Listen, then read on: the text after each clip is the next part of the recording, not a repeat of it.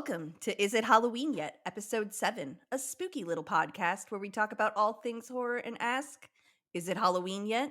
I'm afraid not, ghouls, ghosts, and goblins. It's 145 days until Halloween. I'm your ghostess, Spencer, and this week we have a guest here at the crypt. You may know her from her fantastic Twitch series, Netflix and Chill, or as the co host and editor of the Weekly Patch. It's the mistress of ceremonies herself, Kaylie. Hi. I said hi.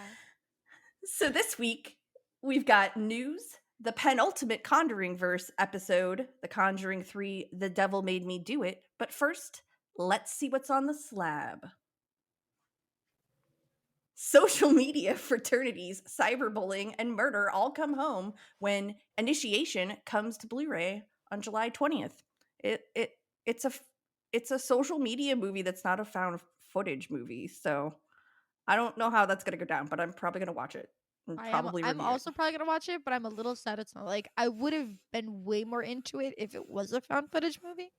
That's why No, I'm they as a just person. keep popping up. It's like a Korean drama with like the text messages where like they just like appear on the screen like Ooh. around you and that. So it's very interesting. It's very high budget too. So that looks interesting. Oh, nice. I'm always up here for a high budget horror.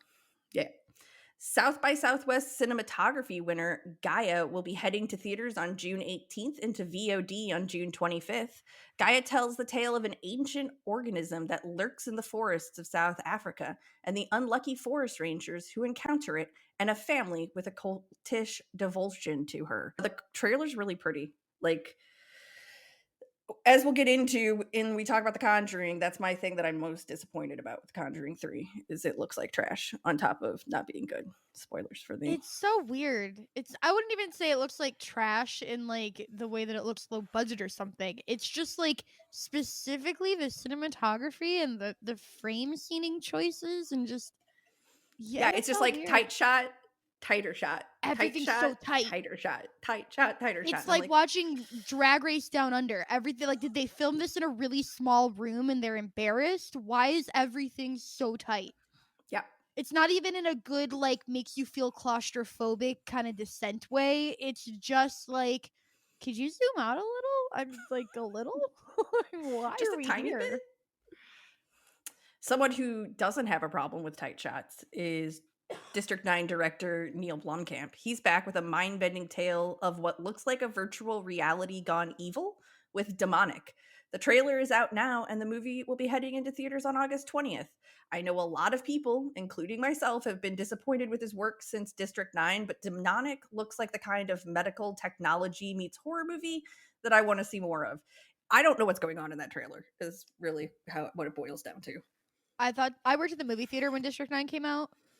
And I thought District 9 was really, really boring. But it was very popular. There were definitely people coming to see that movie. And I was glad because everyone who worked on it seemed nice. And I really loved the A Team. And Charlton Copley, like, his dream role was the role in the A Team he got. So, to see him get a win that was, like, critically acclaimed and a win that was, like, a childhood dream in the same year made me happy. But District 9 was, like, pretty boring to me.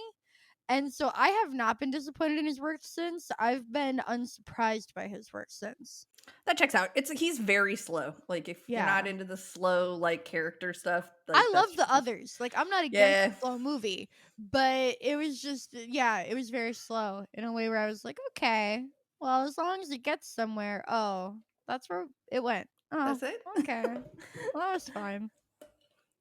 Deadline is reporting that the excellent horror story podcast, The Horrors of Dolores Roach, is getting a green light at Amazon via Blumhouse Television. I didn't know Blumhouse had television. I mean, I'm not I didn't surprised, either, but but I'm not shocked by it, but that makes sense. The title role will be played by Justina Machado, who will have some big shoes to fill as Daphne Rubin Vega played the titular Dolores Roach on the podcast. This is one of the best horror fiction podcasts I've listened to. People love Night Vale. I think it's better than that. I know there's going to be a lot of Sweeney Todd comparisons to the show coming. I think even the article from Bloody Disgusting calls out the Sweeney Todd comparison right away. But like that does a disservice about the show. Like it really does use horror effectively to talk about like incarceration and gentrification and like being poor in like Washington Square in New York and like so I don't know. Don't just think like, ooh, it's a Sweeney Todd. but because there's cannibalism, but there's more. It's more than just pies and people. It is. And because I can't get away from video game news, even if I wanted to this week, this E3 week, Netflix will be concluding its Geeked Week by teaming up with the Summer Games Fest, where we'll get updates about the next season of The Witcher and the new Resident Evil series. I'll keep you posted on that show, on next week's show, about what transpires, because the thought of adding another live stream to this week's schedule makes me want to head for the hills. I told you it's too much. Can't do it. I'm still like, I still need answers from Jordan, where he's like, you know what we need? We need even more events. That's what's gonna help. And I'm like, no, why would you want more events? Everyone gets their own, but they tell you ahead of time when they'll be. It's like, yeah, it's better than this, but it's not ideal. I need like 2 weeks of equally timed events. Like everybody gets 3 a day. There's like one in the morning, one in the noon time, one in the afternoon. And if it has to be 2 weeks to get everybody through it, then it does. But and it's just like a cycle that you can manage, because now it's like insanity. Mm-hmm. Speaking of insanity, it's that time of year again when every horror fan hopes that this season of American Horror Story won't end up a total trash fire. This year, Ryan Murphy's taking 2 swings at the American Horror Story brand with the mainline show's 10th season, American Horror Story Double Feature, hitting our screens on August 25th. But heading our way on July 15th is American Horror Story Stories, an anthology of 1 hour contained short stories. Personally, I think the spinoff sounds a lot more promising than a 10th season of a show that seems to lose the plot consistently 5 episodes in. But we'll have to see what Double Feature's concept is all about. Have you watched an American Horror Story lately? This motherfucker got me a few times where I was like, no, this one's gonna end good. And I'm not gonna lie, I got burned so bad on Coven with the Stevie Nicks lover. Yeah. And I kept watching I tried, oh God. I watched season 1, season 2. I watched Freak Show. I couldn't get what really finally drew the line. I'll tell you the first season I didn't watch, and that was Cult. We're gonna do like a Donald Trumpy themed one. I was like, nope, Ryan Murphy, you are in no way capable of doing that. I don't even need to watch. You haven't been able to do any of these not super politically charged topical seasons, right? You just biff them all. You get me good for those first couple episodes, you son of a bitch. Roanoke had me. It was found footage.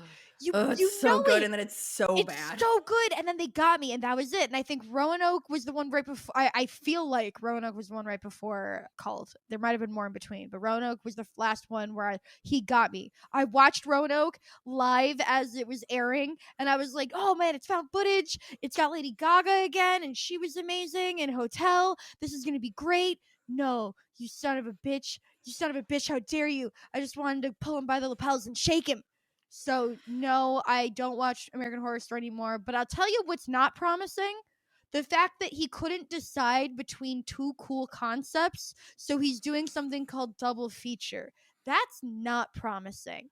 I do also agree that because he's really good at these little premises and individual episodes that work by themselves but also feel part of a bigger narrative.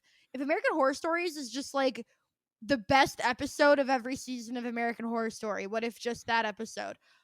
But for seasons that don't exist, fuck yeah. Fuck yeah. If every one of the things that was a hashtag is actually just one of each of the episodes of American Horror Stories and double features about something totally different. 1, fuck you, Ryan Murphy. That would be such a great prank. 2, okay, I'm in. Okay, I'll give both of them a try because that was such a good prank. Yeah, I think the last one I watched all the way through was Apocalypse, and that was just I almost gave that one a try because Apocalypse promised that it gave the opportunity to redeem what they did to my Stevie Nicks, and I waited until it was over to see what they would do, and by then I stopped caring about American Horror Story. So, but they almost I watched because the guy who plays the devil was perfect. The kid who played the Antichrist was just perfect. He was the best part of that whole season, and I was like, okay, well, you've got me because I want to see what happens with him and how crazy he's gonna get. And then it was just that's it. That's it. It's American Horror Story. You Got you. Got you. Yeah, Yeah. and then the slasher one, I think, was because there wasn't one last year because of the pandemic, and so I think Oh, I the remember the slasher slasher one. one Yeah, was the the last slasher one, one. and, like, it was just too It's much Emma fine. Roberts for me to I would, handle. and that's the other thing. I don't partake of Emma Roberts. I try to limit my partaking of like domestic abusers to as low as I possibly can, while still Yep, living in a capitalist society that rewards domestic abusers if they're rich enough. correct. So we are getting a behind the scene look at both Shaun of the Dead and Evil Dead in the form of a book and a documentary. You've Got Red on You, How Shaun of the Dead Was Brought to Life, documents the creation of the beloved Edgar Wright Simon Pegg movie Shaun of the Dead. It'll be headed to bookstores just in time for Halloween on October 19th. Then in July, we're getting treated to Hail to the Deadites, a look at the fans and the people who created the Evil Dead and the community around it. Evil Dead's going to be 40 years old this year. That'll Shambles be, looks great, by the way, just for the record. yeah, it's all that Oregon sunshine. Hey, He owns a lavender farm here. what a So, perfectly, just a great man. Hail to the Deadites will be available at your local S Mart or on VOD on July 27th. We've got more Evil Dead news. I don't know how I feel about this news. Evil Dead Rise has begun production in New Zealand. There's no official release date for the film, and we know very little about it beyond that it deals with two estranged sisters and their stay in a deadite infested cabin. We also know that it will build off the original trilogy and not the excellent 2013 remake by Fede Alvarez. I liked the 2013 one. I I didn't see it because people said it was really gory. I'm not a It's big gore very fan. gory. It's Yeah. very gory and very scary. The And old ones are gory, but in that old horror movie way where like any old horror movie can be as gory as it needs to be. But after you get to like the early 2000s and gore starts looking a certain way, is when I'm just like, no, thank you. I'm not a fan. So I didn't see that Evil Dead, but I remember it being very well received, to be honest with you. I remember people being like, it's really scary. Like, just a fucking heads up. Like, people not be complaining, but like warning others. Like, I loved it. It was way scarier than I was expecting. But I remember being well received. I just didn't watch it because people were also very clear it's very gory. Same reason I have watched Invincible. Like, people really like that show. I'm glad it got renewed for 2 more seasons, but I saw a clip and I've asked a lot of people, like, is this clip indicative of how gory the cartoon is? Because I'm not a big gore fan. it's very Invincible is very gory. We Yeah, just started that's that what this everyone morning. says. I just So I'm started, like, yeah. no, thank you. No, thank you to Invincible. I'm Even with sure it's great. even with cartoons, it's like shocking how like Yeah, gory it usually is I for have being a much animated. higher tolerance for gore with cartoons, but I saw a clip that was just like, "Oh my god, I'm surprised that a cartoon's gore could bother me." And I was just kind of just, "No, thank you. I'm good. It's 2021. I'm tired. I don't need Yeah. to see it." Well, lucky for you, this next movie probably will have very little gore, or it could have a lot of gore, probably, considering who's making it. Who knows? Rob Zombie confirmed this week that his next movie will be the much rumored Munster movie. Not much is known about the project, but a lot of chatter has been said about how this may just be a Peacock exclusive project, which I don't like that Peacock and what's the one Rugrats is on? Paramount Paramount Plus. are They're two different not things. doing they're not First off, doing stupid. theatrical releases for a lot of their like premiere movie stuff, which I just feel like sucks for those movies. Yeah, I I want to see have movies in the Peacock, theater so too. I'm kind of like, okay, whatever. I might not have it, so fuck it. But I would hope not, because who the fuck has Peacock? I have Peacock because it's free with my internet. Like, they forced us to have it. I was like, fine, whatever. It's free. It's free. I know a Whatever. lot of the internet loves to hate zombies movie and style, but I think that a project like this could use someone who has like a lot of like strong art direction. Like you may not like Rob Zombie's movies, but every one of his movies has like a very distinct art direction and a Oh, for style. sure.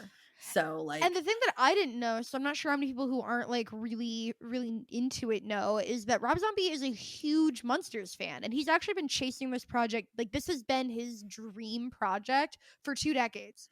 Like, when this project was announced, he was like, this is 20 years of work. everyone knows I fucking love the Munsters. And I was like, you fucking love the Munsters? When did that? Of No, course I he does, didn't. right? But apparently he is a like low key huge Munsters fan. So I don't think we're gonna see like a gritty Munsters reboot, which is what I think people are afraid of and why they're like dunking on it is they're afraid of like redneck Munster like cannibals. But if he really does love the Munsters, I would see him going more of like a like super super unexpected and subversive, but in the sense that it's so like clean, like just a really tight like Leave It to Beaver style. We were talking before recording, but I was like, what if it was like the early black and white WandaVision episodes where it was very Yeah. clearly like perfectly set, like perfectly capturing the black and white TV aesthetic, but like satirizing it in a really intelligent way? That, but the Munsters. Like, imagine if Rob Zombie came out with something like that. People would be like, oh shit. And I I think think he people has that in him.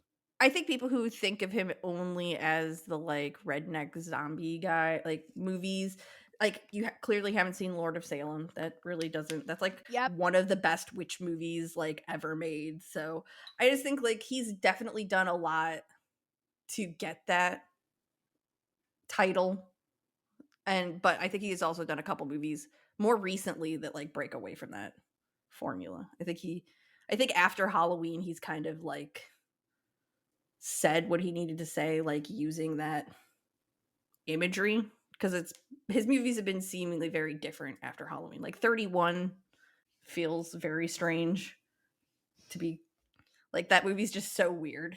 Also weird. We have what might be the weirdest story of the week.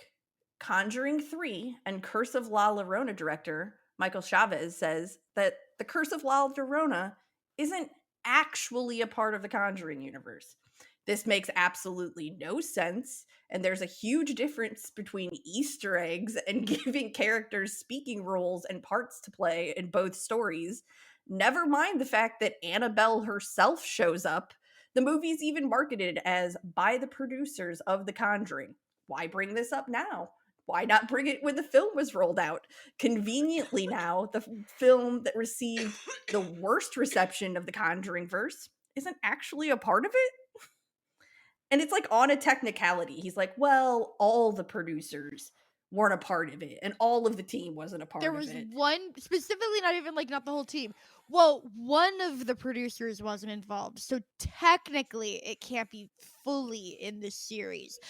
And we didn't plan to market it so heavily as in the Conjuring universe. It was just supposed to be like a flash of the doll and also like a whole ass fucking characters in it. But you know, The characters would get it. Father Perez being in it, and then like them being like, but no, it's not. Like he's just involved in other creepy like he belongs in another universe. Like, what are you trying to say? like make a better movie, bro. Don't be embarrassed. Just do better. Yeah. Just yeah. All right. So finally, we've got to get to the box office news. Something that's become quite normal in the last year is two horror movies topping the weekend box office. The Conjuring 3 came in on top with an estimated global total of $57.1 million. dollars. That breaks down to 33.1 million overseas and 24 million here at home. That's about $40 million less than The Conjuring 2's opening weekend in America. So I don't know what that says about The Conjuring 2. But The Quiet Place 2, which is also a sequel, came in with a second weekend of 19.5 million and has had 88 million domestically over the last two weekends.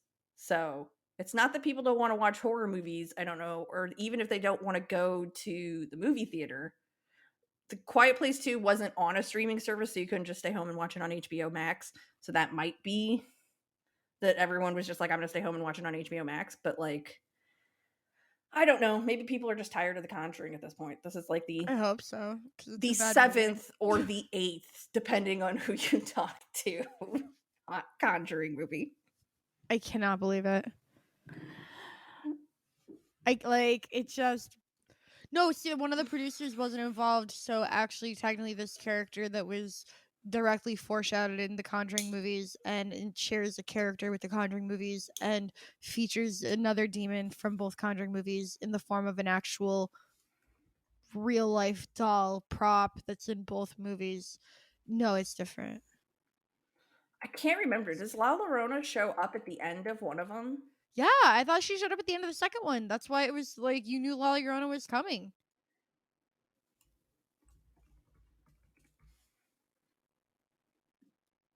Yep, no, you're right. The song is heard at the end credits of it.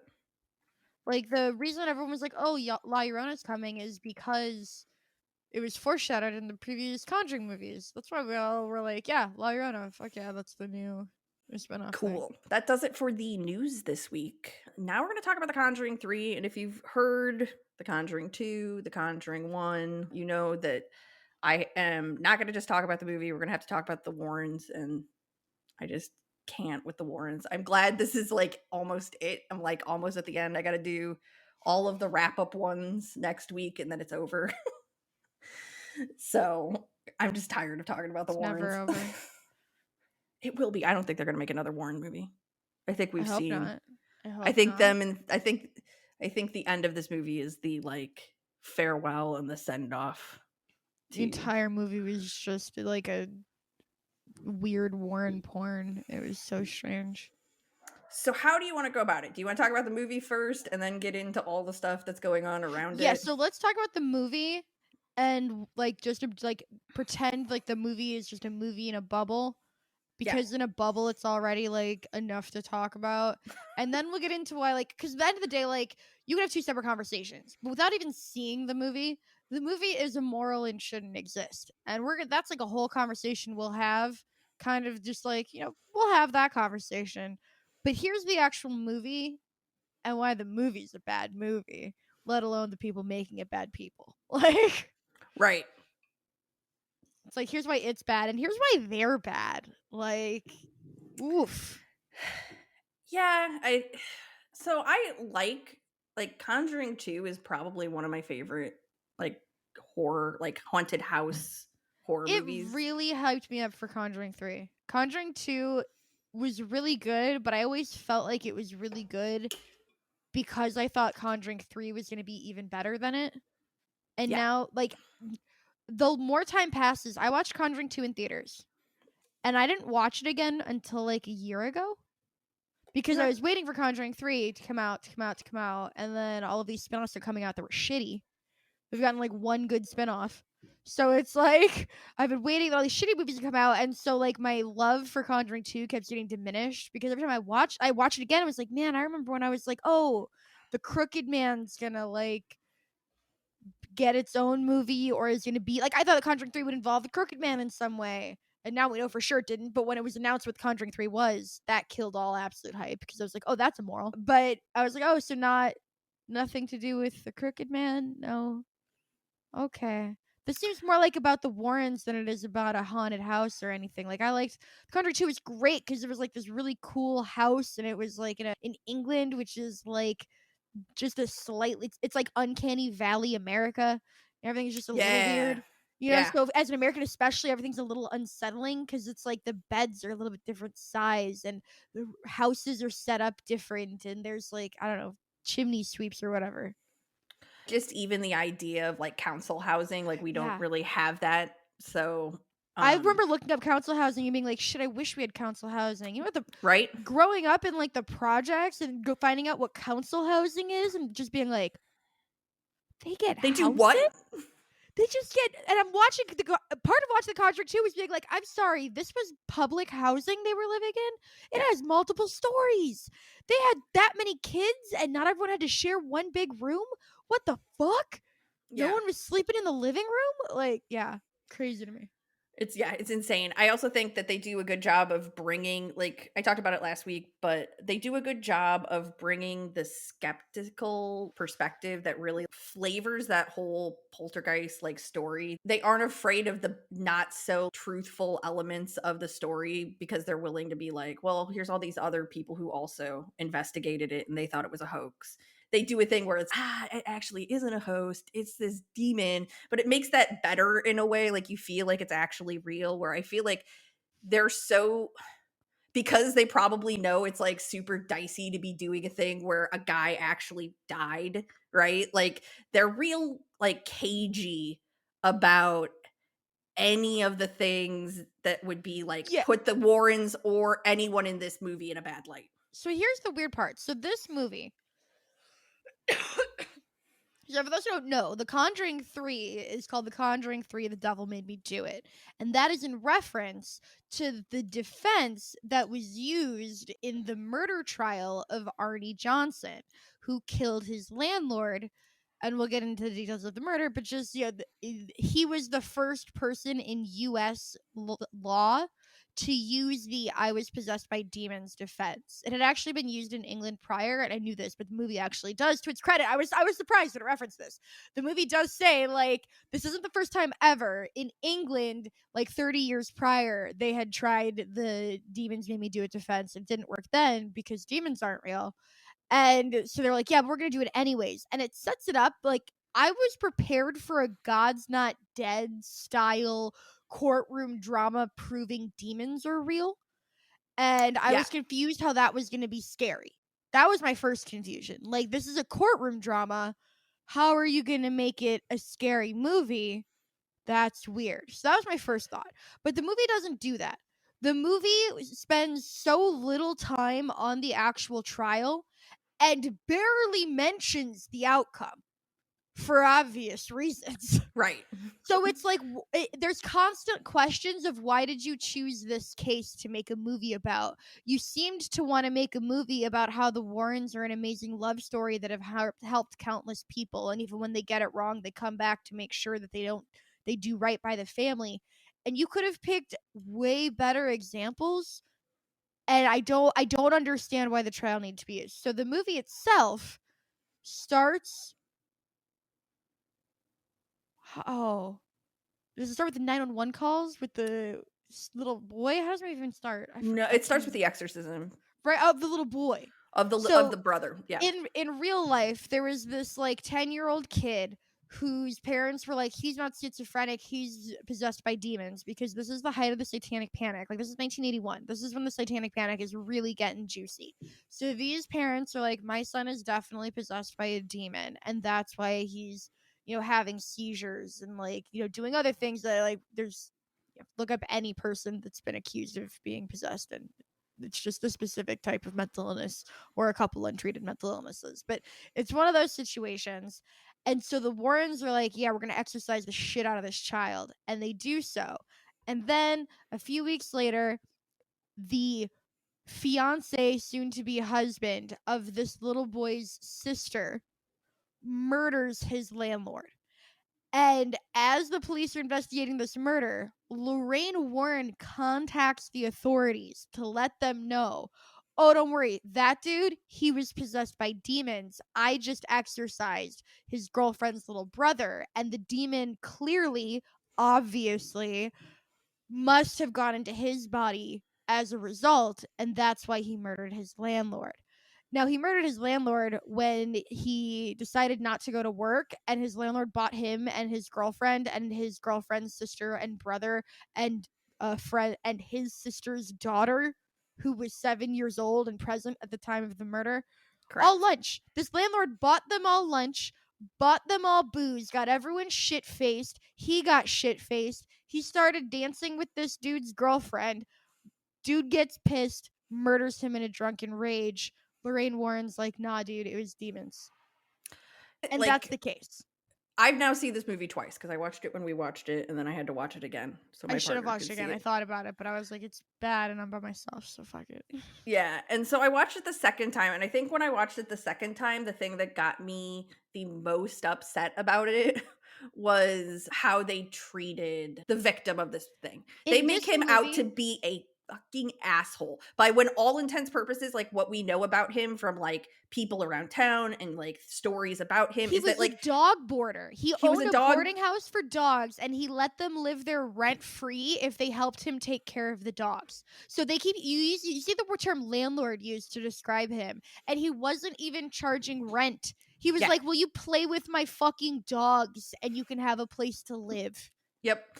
And I feel like they make him mean towards the dogs in the movie. They just like Imply that he was trying to rape the sister. Like, let's just say it. yeah. They implied that that Arnie Johnson went into a murderous rage because he saw the victim as a demon, as the victim was sexually assaulting his fiance. And so to save his fiance from sexual assault, he murdered the demon, and then the demon becomes the victim. That's how Yeah. it's portrayed in the movie. Yeah, and I think that this is a real person. I hope now it's clear why I went so hard on the first one with Bazabat Sherman because I got a couple people who were she died in like 1885. If they were willing to make up like complete lies about someone who died that long ago, they're just like setting themselves up to be like justifying why it's okay to like make up lies about someone who was murdered like almost in my lifetime. Yeah. So it's just that was really tasteless. But the weird part was it starts with the exorcism of the little boy. And it's your standard like all the Conjuring movies like to do that where they start like towards the end of the previous case. I was waiting. I thought the final Conjuring movie would be the Amityville Conjuring movie and it would loop into the opening of the first Conjuring movie. To be totally honest, that's what I've been waiting for this whole time. Was the last movie would be Amityville because the first movie is the end of the Amityville house. Little personal what they could have done. James Wan loves that cyclical all my movies link shit anyways, so whatever. Fuck me. But it starts with the exorcism and you're like groovy conjuring, it's a whatever. They have the adorable little boy from The Haunting of Hill House, the one that played I baby Luke with actually the don't think it is the glasses. dude from Oh, I it's think not. I It am. looks just like him. It's just like I cute little fucking white kid with glasses. I'm such a sucker for him. Yeah, he's so cute, and he He's does so look cute. like that kid, but I don't think it is because I And he was actually really good. So I thought this kid was going to be in it a lot more because I thought the scary parts were going to come from, his the answer was always that Arnie Johnson didn't have the demon in him very long. It was in this like 8-year-old kid for most of it. And so I was expecting like a like a flashbacky type movie. I was expecting the courtroom to serve as the framing device, and as like different people come to the stand to talk about what happened like this night or that night, you would get these like pieces showing you how the family realized the little kid was possessed and how they ended up in contact with the Warrens in like kind of typical Conjuring fashion. Like it starts with the family and the Warrens get brought in after the family's already been dealing with this by themselves enough that like you get connected to the family, you're desperate for someone to help them, and you have that kind of like savior feelings towards the Warrens that they've kind of conjured up correct. in the last two movies by doing that. They make you connect with this family in the last two, and they make you desperate with the family for anyone to help, and then they have the Warrens come in and make everything okay.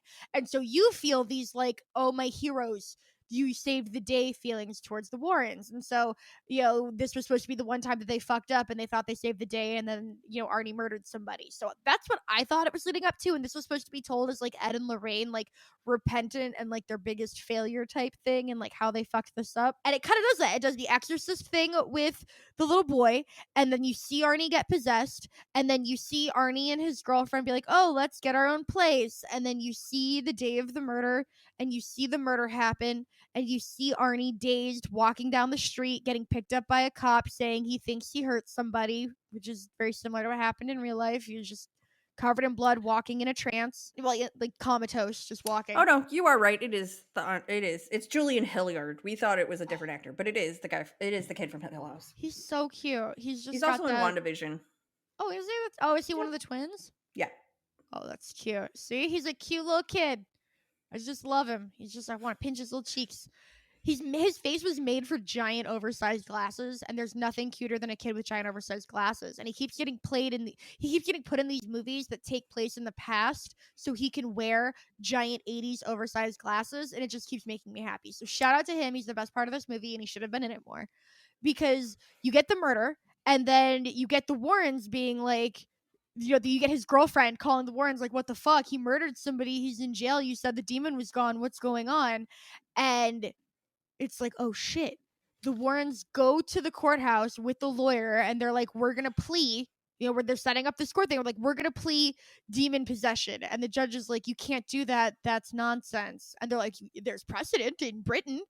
And the judge is like, yeah, but you're not going to sit here and try to prove the demons are real in my courtroom and pick a real defense. I think that was the defense attorney, because that's where they make the Annabelle joke, and it was like any like it wants to be both things. It wants to be based on true life, and it wants to connect to the Annabelle series, which is not based on anything, because Annabelle isn't a Raggedy Ann doll. Like, you know what I'm saying? Like, it's loosely based on the Raggedy Ann case that they did, but like he says, he makes like that quip.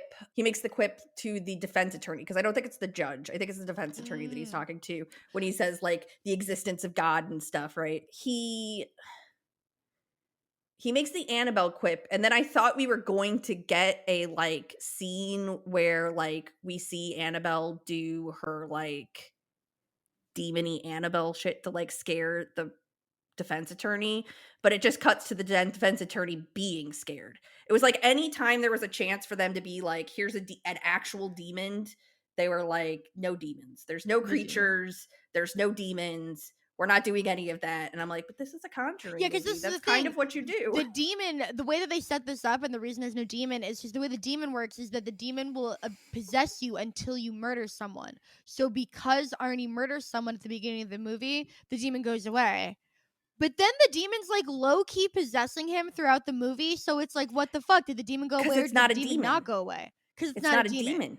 It's It's a Satanist Satanist. person Yeah. in real life that uses her magic Satanist powers.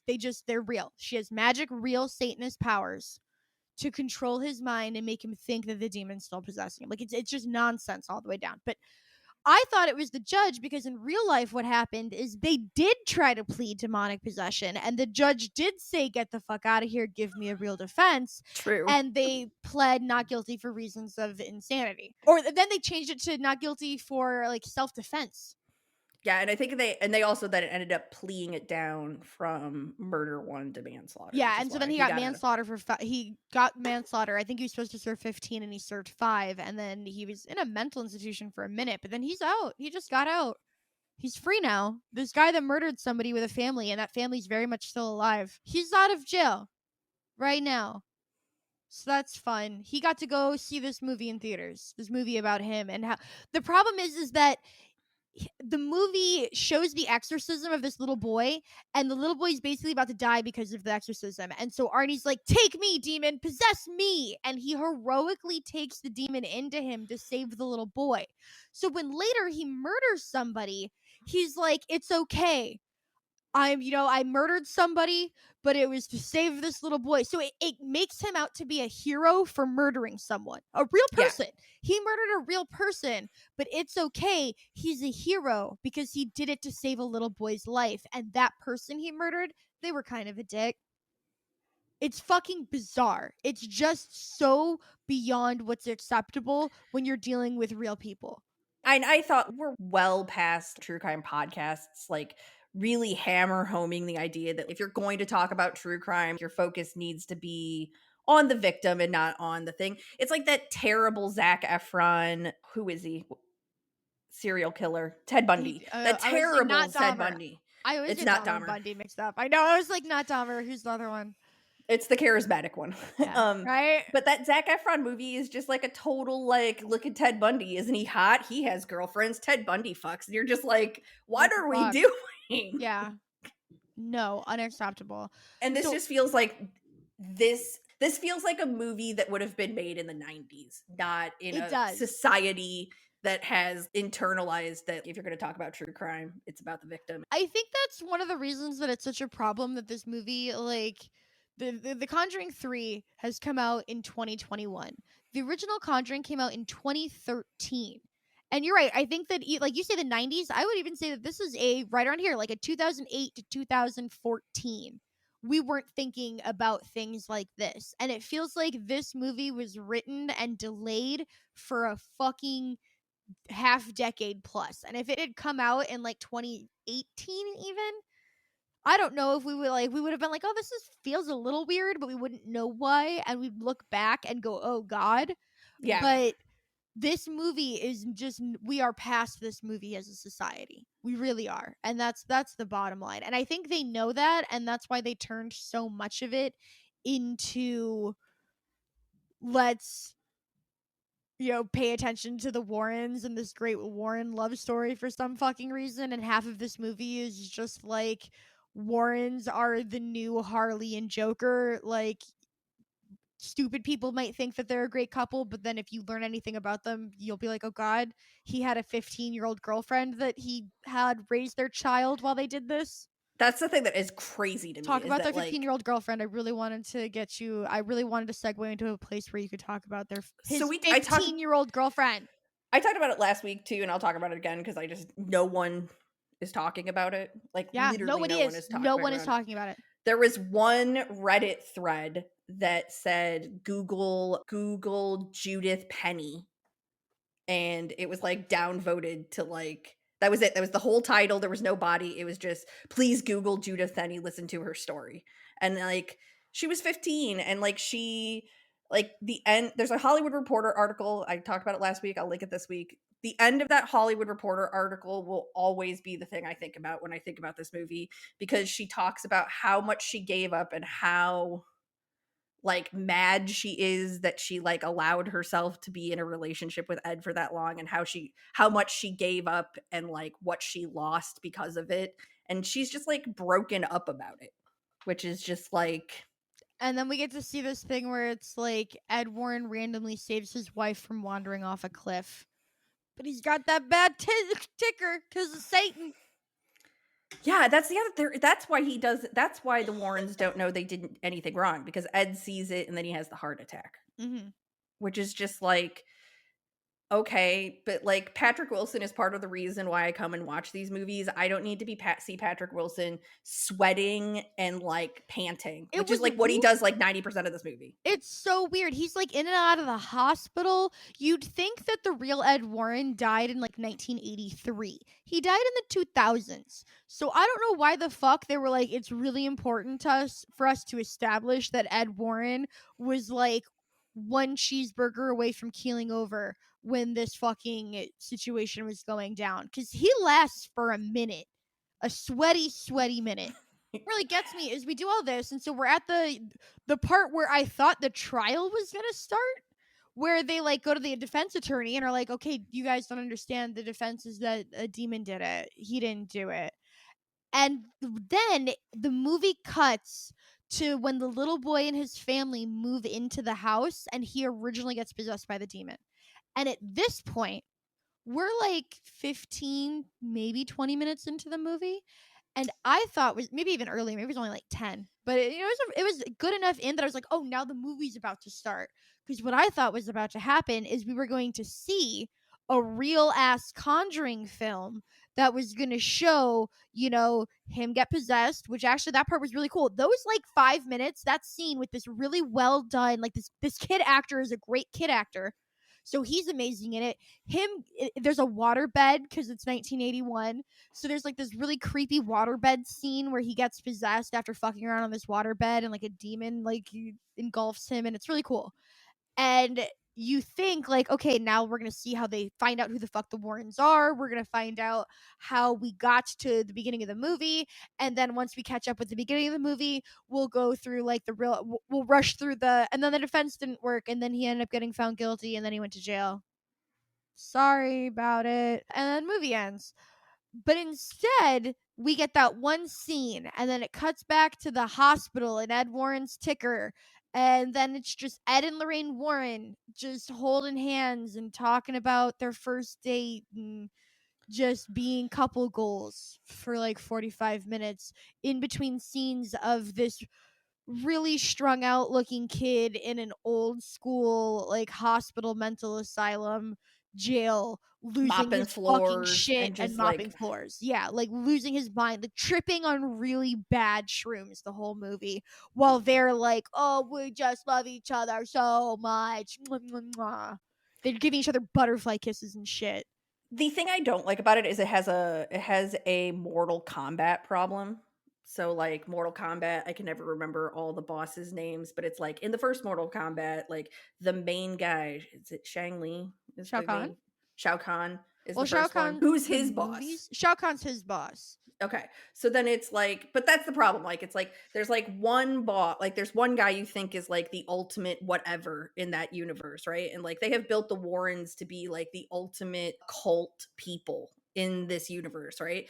Except for that, then they're like, but you're not. It's actually this father who had a kid, and you're just like, what? Yeah, so then they introduced this random, they refer to him as a former father because he retired. Not that because he's no longer a man of the cloth or he's given up his faith. Oh, he's no longer like a father of a church. He's retired. So he's no longer considered a father. He's a former reverend. I didn't think that you retired from the title. Like, retired doctors are still called doctors. You don't interrupt somebody to be like, actually, they're retired. It's like, okay, still Okay. father, whatever his name is, but that's cool. So you have this really old reverend whose house is like, what if the Warrens like living room display of horrors was like Gandalf-ified? It's like, ooh, there's more books and paperwork and like a couple skulls, and it's just him, but he's got all his own spooky artifacts from all of his things, and they just really want to set up that he's like an older, more seasoned the Warrens. And it's like, okay, I guess that would make sense to exist, but And it's weird he's just coming up now. they do that, and they introduce like a huge plot hole that drives me crazy about this movie. They do that by saying he is the guy who broke up the cult of the cult of the followers of the Ram, which is the same cult that the original Annabelle that went into the doll. She cuts her throat because she's a member of this cult and doesn't want to like get caught by the cops, but she like does the ritual and goes into the Annabelle doll. And they're the people who worship the Annabelle that lives inside Mhm. Annabelle. Where the fuck were you when all these Annabelle movies were happening from Exactly. like That's my thing. 1950 something to 1977? Like there's 20 years and you're in the church. You're the guy who busted up that cult and like brought those people You back to think God. he was the star Where of the those fuck movies. were you? Like, if you hadn't seen the Annabelle movies and you just saw this one and you heard them be like, oh, he's the guy that busted up the Annabelle cult, you'd be like, oh, he must be like the star of all, and you see him age progressively and he's the star of all. No, he's never in any of the Annabelle movies. Because again, I don't actually mind the concept of like an older, more like seasoned Warrens, but I mind it in the Conjuring 3, 7 movies into a series. That's when when he's written into probably should have shown up already.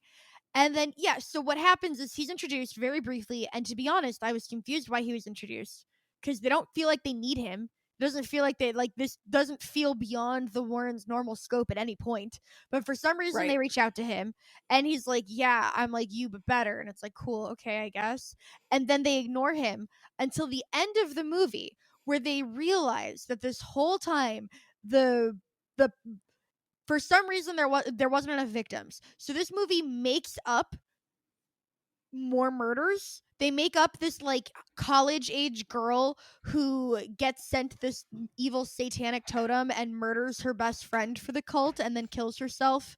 Oh, And you like, thought she was your best friend? I definitely thought that that was queer coded, and I oh was no, it like, was queer coded as "Way shit. go, guys! You're Yeah. fucking out here murdering Yeah, but they refer lesbians to in each Pride other. Month." They refer Thanks. to her as her best friend, and then in the murder scene, it's because that's the thing. They're only referred to as best friends, and then in the murder scene, the murderer outs herself as a lesbian and outs her lesbian feelings for the friend, and then kills her. So it's just this awesome the only like out gay character in this fucking series is a Is a murderer murderer. Great, guys. and Thanks. has to murder the object of her affection because all lesbians become homicidally obsessed with the objects of their affection. Like, it's just so many, like, I said it that way because it's just so many fucking horrible queer horror tropes all in one little Rolled up into made one up trash thing. bag. It's made up. It didn't happen. It has nothing. If you look at the Arnie Johnson case and you're like, how come the Arnie Johnson case doesn't mention the similar ritualistic murders that appeared at the same time of his murder? Because it seems like a bunch of people were murdering and they were also possessed by demons, and it feels like that would have come up. It's because they were made up. It's because they made them up for the movie. So that was ridiculous. But it turns out that the demon that possessed the little boy was put there on purpose by a Satanist. And that Satanist puts a totem somewhere in your house, and and that invites the demon in to get you. And so it got the little 8-year-old boy, and then ended up getting Arnie. And it got this college age lesbian and her friend. And then the end of the fucking movie, the twist is, remember 45 minutes ago when we introduced that really old, you know, Warren's but better Reverend guy that showed up for no reason and then never really came up again? He had a secret daughter that he raised alone, just him and her on a in a house on a compound away from society. And would you know it? That type of childhood led her to become a Satanist who hated her father so much that she kills him. She just murders him. And apparently, that crime is never reported because then she disappears. And because there was no record of her ever existing, her death is never reported, which means that they definitely don't know who killed that priest. And They it's don't know just, who killed the I mean, like, the other thing is like she gets killed by the demon at the end, right? yeah. So And the her demon's body's basically just like like, if she can't get somebody else to be killed, the demon will kill her. And so, because yeah, he needs the soul. yeah. It's all about needing the soul. That's always what the demon wants. Nom nom nom nom nom. Delicious. Yeah, I just so anything I've had like about the other two movies has been like they make up stuff and I've always felt like, well, they walk a line where they don't make up enough of the case that you could still justify it Right? being the Same. Warrens. Now they're at this point, it's like they have made so much up of this case. You could just make these movies way more enjoyable if you were like, it's based on a true story, and our protagonists are Ed and Lorraine Wilson or what the Right? fuck ever, right? Like just not Ed and Lorraine, Like, right? Like once don't again, I'm asking myself, why did you pick this case? Pick a different Ed and Lorraine Warren case. Make up a fake Ed and Lorraine case. That's what they did. they did.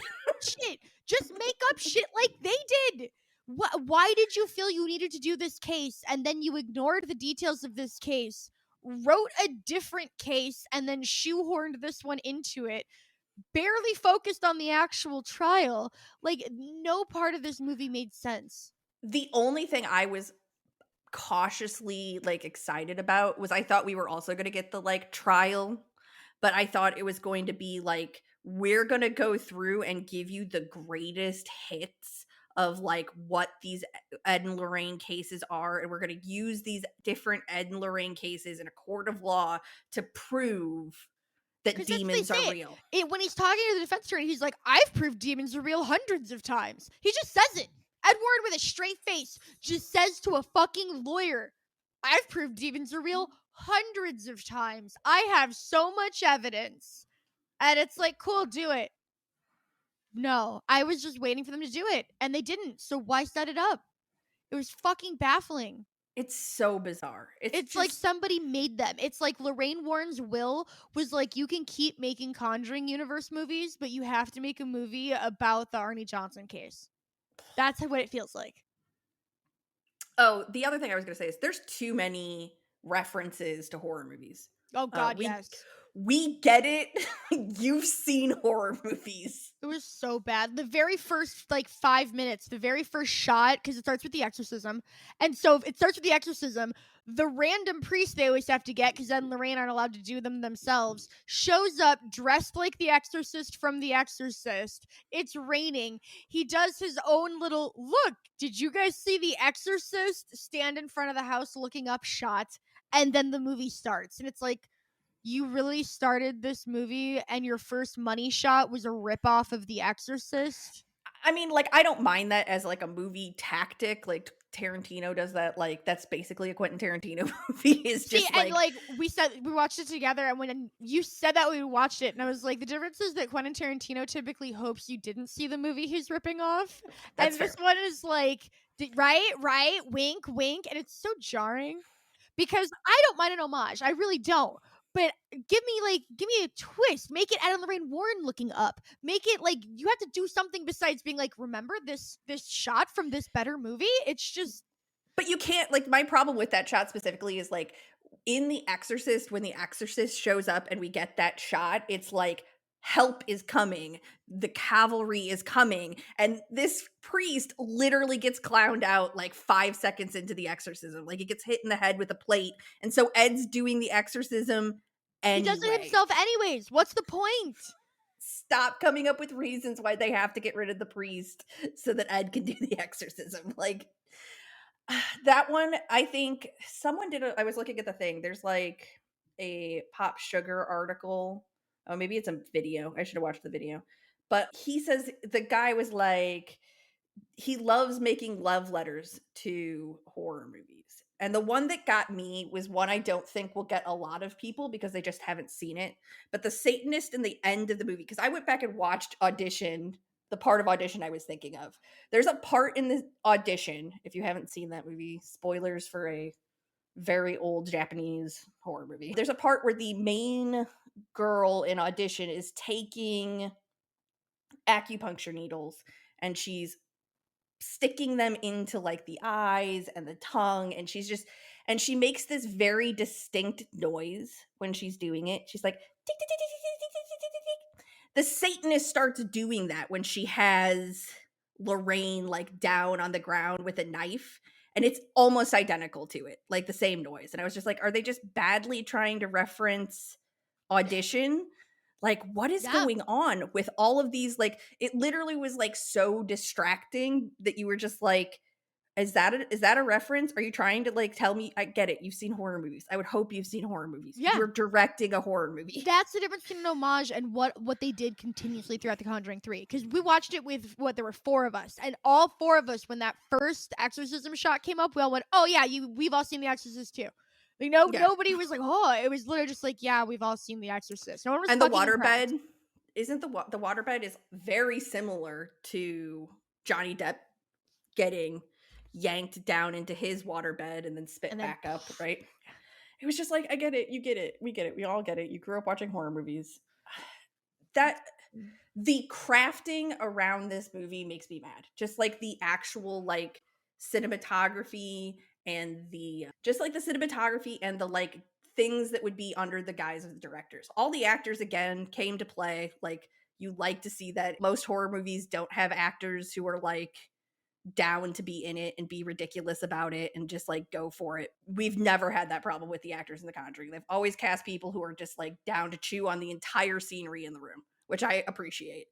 The thing that was just like the other thing that's like a hallmark of this series is a trick shot. There's always some cinematographer, super hard to execute, fluid trick shot. In the first Conjuring, it's the one, there's a bunch of them in the first Conjuring, but the one that I always remember is the girl is looking under her bed when she hears the hand clap. And instead of cutting back away from her, the camera follows her all the way up and around. So you see the whole span of the room like you're coming from her perspective. There was not one see, that's all James Wan though. non-traditional Like, cinematography trick shot in this movie, which is just like strange because all of them, even the nun has them. A lot of the Rona didn't, and that was also directed by this guy. But those are the two that don't. well, I mean, that's not a Conjuring movie, so that one doesn't count. Okay, well then it's this All one that right? doesn't This have is it. the only one that doesn't. So that's not a. I hope that The Conjuring does its own La Llorona, and that one doesn't count because they're doing one that like is about La Llorona. I hope someone Latino or Latina does a La Llorona. That's what I Yeah. want. I want like a real La Llorona. The La Llorona on Shudder is really good. Is that the war criminal one? Yeah, Okay, yeah, that one's good. that's true. But it's also not like it's really good, but because it's like, very much a using La Llorona as a metaphor, as like a fable, and like to tell a different story. It's still not like a movie that's about just La Llorona and a retelling of the myth of La Llorona or using La Llorona in a conventional way. It's still an unconventional one. It's just And I much think it's better. like sad in that It like is. I think it's sad that we don't get a movie because like I have a friend who is like, yeah, my mom used La Llorona for everything. You get your ass home from school by 5 o'clock, or La Llorona is going to get you. Like, she will snatch you and take you away, right? Like, and that's like an experience for like lots of like Latino and Latina people in the United States. And it would be cool to see like that actual myth and that actual like Makes me think story. of that. I don't remember which Paranormal Activity. One of the ones that wasn't a number, where it had a largely Latino cast, and you got to see just like Latino culture's reaction to supernatural Natural horror. horror, yeah. And, like, but it's like Latino American reactions to supernatural horror, and it was a really those movies weren't good, but that one part of it kind of kept me going, where I was just like, "That part's so cool," like, seeing, like, how their grandma reacts to them being like, "There's ghosts in this house, grandma!" Like Yeah. like that, it was just like, yes, we don't get to see enough of that. It would have been cool. It would be cool to one day get that in a good goddamn movie. Because The Conjuring, it was either the marked ones or I think it was the marked I ones. think Because it's yeah, the I marked think it was the ones. marked ones. Just wasn't good, but that was good. Yeah. I have very mixed feelings about that whole series. I like Yeah. it in that I like the overarching lore that they have built on that series over those movies, and some of them have executed it better than I others. absolutely adore the first 3 movies from the Paranormal Activity series. I'm not gonna Yeah, lie. The other ones I haven't watched that much. I think I've watched each of the other ones once, and then I was like, I don't want to hurt myself anymore. that's fair. That's fair. I also want to talk about there's a whole member of this family that doesn't exist in this movie because he sued the Warrens when Gerard Brittle, who we've talked about before, he sued Warner Brothers about whether they had life rights or not. And then that was a whole mess. You can go back and listen to the other podcast where I talk about it. It's just like a big, messy thing with him. He got sued, and Ed and Lorraine got sued when they republished the book in 2006. The guy, like, doesn't want anything to do with any of this. He even was out giving interviews this week. He was out talking to the Washington Post about it. I don't want to do this. Please just leave me alone. This doesn't, my brother's gone through enough because he had some mental illness and like he's worked really hard to get past that. Why are you doing this to us? Like we remember our mom and dad when the Warrens came over and were like, this will make you millionaires and help your daughter's husband in his legal defense. And it did, to be honest. He got 5 fucking years for murdering a dude. Like, Yeah. they weren't wrong. And that's what's fucked up about this. They helped a dude get away with murder. They really did. That's a real thing. And they got a fluff piece movie made about it. And the only thing I've seen trending is how, oh my god, the Warrens' love story is so a couple goals. That's I saw all. I saw someone today be like, I need a love story. I need a romantic love story of the Warrens on Twitter. And I was like, what the You is can what find out these about the 15-year-old mistress, because yeah, that's what these movies have become. but I don't even know what are you saying? That's what these movies have been, right? And in the first two, that works to their benefit, especially in that second one. The power of love. Ed and Lorraine's like love and tenderness and like being actual real people grounds that movie so that like the crooked man isn't just the crooked man and Valak just aren't like these absolutely laughable like demons that are just rolling around that house. Now it's just all that and like, it was just like all that and no demons. Like Oh, I wasn't scared for any of that. And the thing is like the only people who seemingly were put in peril were the murderer.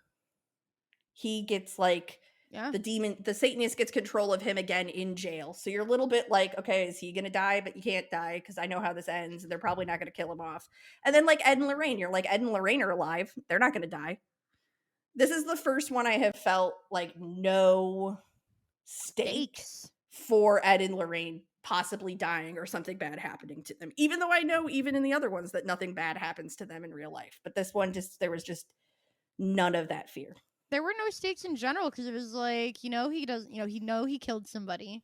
He's in jail. The movie's not about the trial. Like, what's the movie about? It's not about the trial. It's not. It's just about Ed and Lorraine and how they deal with this. Like, oh man, we gotta help this guy get away with murder. Oh, we didn't. Oh, the father, Carl Glacial Sr., also denies that he told Jared Brittle that his son was possessed. So Yeah. the dad, it's like the mom, the sister, and Lorraine The Warren, who sister are who, as a teenager, married a drunk murderer who got out after 5 years and she still now lives with. The mom who, in the first place, agreed to do it for the money, according to everyone else in the family. And, on occasion, the youngest child, who this was a child when it happened and has a long history with dealing with mental illness. Like, that's welcome to horror movie true crimes. It's never fun. yeah, it sucks. And like this is for the first time. I mean, I guess that Ted Bundy movie wasn't all that long ago, but I feel like they've gotten better at it. Like Haunting in Connecticut is I was thinking about based on Haunting a in true. Connecticut the entire time. It's Yeah. based on an Ed and Lorraine Warren story. They just wrote them out Right. of it, and it was Yeah, great. Had Virginia Madsen. that's true. I liked Haunting in Connecticut. It's what got me excited for The Conjuring, because I was like, oh, it's more Ed and Lorraine Warren stories, but like they're actually in it, so that's, I guess, cool. Whatever. I want to talk about the insane interview that Vera Farmiga had because it's like absolutely wild. I will link it in the show notes, but she has a interview while she's doing press for this movie where she is like, "You don't believe in spiritual warfare? Do you not believe in spiritual warfare?" And the guy's like, "No, I don't believe that a devil possessed anybody and can make them murder. I think people can be evil or people can have mental problems and like that makes people murder." And she's like 3 seconds from like being like the devil actually made this guy do it before like Patrick Wilson like comes in and is like, "So, that was great. I love that. That's great. You love watching us make these movies? Great. Get you a co-star that will save you like Patrick Wilson." I don't know. It's not a great movie, and then on top of it not being a great movie, it's also immoral to make this movie the way that they made it. Right, and it's not even fun bad. Like when we were done watching it, it was just kind of like, oh man, I want to do something fun now, but we're tired and old, and that was just like, it just kind of made It everybody kind of meh. yeah. So, yeah. Do you have anything else you want to say about The Conjuring 3? I hate the fact that if I want to see big budget horror movies, I have to hope this movie does well, and I'm mad at it for that too. You got to hope that it's the big budget horror movie we got right now. Like because most horror is ruled by Blumhouse and they do a great job on small budgets, but like I really like beautifully made horror movies. There's something good about like really good cinematographers and people who are willing to put that money in on practical effects. Shout out to the Haunting series on Netflix though, because you want to talk good cinematography and trick shots. Trick shots in both seasons of that show slash those two shows, however you think of them, amazing. All right, that's what I'm going to have to check out. So that's going to do it this week for Is It Halloween Yet? Episode 7. Where can we find you, Kaylee? You can find me at Quirk of Art XD on Twitter, which is where I spend most of my time. But if I'm not on Twitter, it's because I'm streaming, and I just do that at Quirk of Art because it's less letters. And you can find the Ghostess at a Halloween club. That's where you can talk to me about horror movies. You can find my personal Twitter at Miss Nintendeek64. So you know the drill. Good night, sleep, or don't.